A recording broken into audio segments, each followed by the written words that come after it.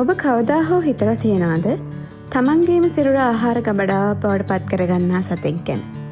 පෘථිවියේ ඉතාමත් පියලි කාන්තාරවල ජීවත් වන කුඩා කූඹි විශේෂයක් තම ජනපදයේ ජීවිතය රැක ගැනීම සඳහා අසාමාන්‍ය ක්‍රමයක් භාවිතා කරනවා.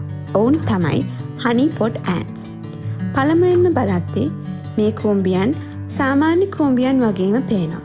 නමුත් ඔවුන්ගේ ජනපදය තුළ සිදුවන දෙයක් ස්වභාව ධර්මයේ අපූර්ව අනුවර්තනයක් ලෙස සැලකෙනවා. මෙම ජනපදයේ සමහර කූඹියන් රෙප්ලේට්ස් එහෙම නැත්නම් ආහාර ගබඩාකාරී කූඹියන් ලෙස හැඳින්වෙනවා.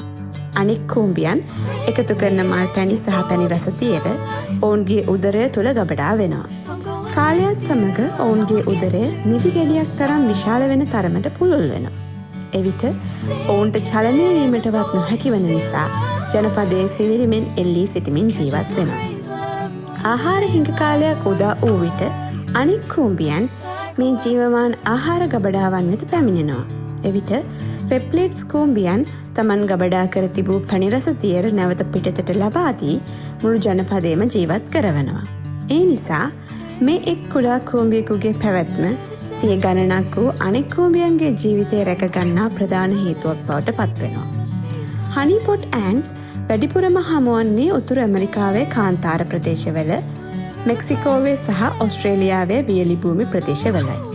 එවැනි දුෂ්කර පරිසරයක ජීවත්වීම සඳහා ස්වභාව ධර්මයේ ඔවුන්ට ලබා දී ඇති මෙම හැකියාව විද්‍යාඥයන් පවා මවිතයට පත් කර තිබෙනවා.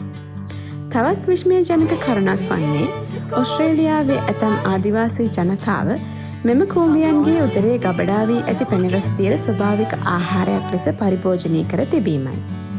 හනි පොට් ඇන්ට්ස් අපට කියා දෙන්නේ ජීවිතය තුළ සාර්ථකව පැවැත්ම සඳහා ශක්තිය පමණක් ප්‍රමාණවත් නොවන බවයි.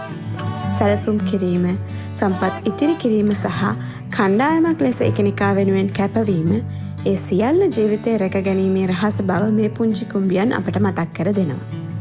ස්වභාව ධර්මයේ සෑම විටම අපව පුදුමයට පත් කරනවා. හනි පොට් ඇන්ට්ස් යනු කුඩාම ජීවියෙකු තුළ පවා සැඟවී ඇති අසාමාන්‍ය හැකියාවන්ගේ තවත් අපූර්ව සාක්ෂියක්. ඔබ මේ වගේ ස්වභාව ධර්මයේ විස්මිත කතා ගැන තවත් දැනගන්න කැමති නම් අපගේ channel එක subscribe කරන්න. නැවතත් තවත් අපූර්ව වීඩියෝවකින් හමු වෙමු.